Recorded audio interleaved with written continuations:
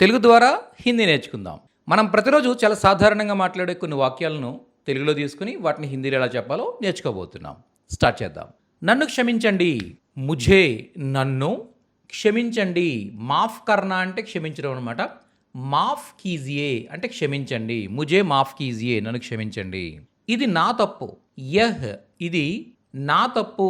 Mary గల్తీ. Mary అంటే నా యొక్క, గల్తీ హై అంటే తప్పు. యహ్ మేరీ గల్తీ హై ఇది నా తప్పు. నేను కావాలని చేయలేదు. మైనే నేను. జాన్ భూస్కర్. జాన్ భూస్కర్ అంటే కావాలని, ఉద్దేశపూర్వకంగా. కియా అంటే చేశాను. నహి కియా అంటే చేయలేదు. మళ్ళీ ఇలా జరగదు. ఐసా ఇలా. దుబారా. దుబారా అంటే మరలా. ఓకే. నహి హోగా. హోగా అంటే జరుగుతుంది. నహి హోగా అంటే జరగదు. నేను మర్చిపోయాను క్షమించండి. మై నేను. భూల్ జానా అంటే మర్చిపోవడం. భూల్ గయా మర్చిపోయాను. మాఫ్ కీజియే. మాఫ్ కీజియే క్షమించండి. అసౌకర్యానికి చింతిస్తున్నాను. అసౌకర్యం. అసౌకర్యాన్ని అసువిధ అంటాం అనమాట. అసువిధ కేలియే ఖేద్ హై. ఓకే. సువిధ అంటే సౌకర్యం, అసువిధ అంటే అసౌకర్యం.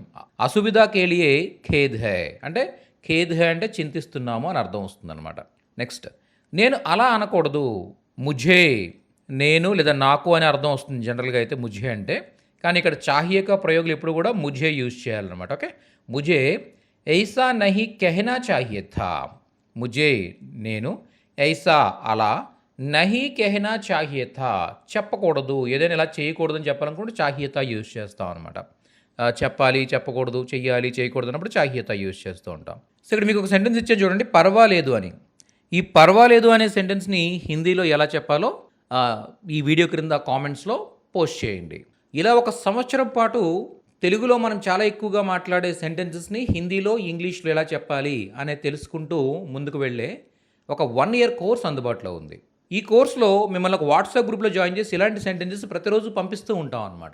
ఇవి చూస్తూ చక్కగా మీరు నేర్చుకుంటూ మీ ఇంగ్లీష్ అండ్ హిందీ లాంగ్వేజెస్ని చాలా ఇంప్రూవ్ చేసుకోవచ్చు. అది కూడా ఎక్కడికి రానవసరం లేకుండా మీ వాట్సాప్ ద్వారా మీరు నేర్చుకోవచ్చు. ఓకే. వివరాలకు ఇక్కడున్న నెంబర్స్ని కాంటాక్ట్ చేయండి. అలాగే మన ఛానల్ని సబ్స్క్రైబ్ చేసుకోండి. ప్రతి వీడియోని లైక్ చేస్తూ ఉండండి. Thank you so much.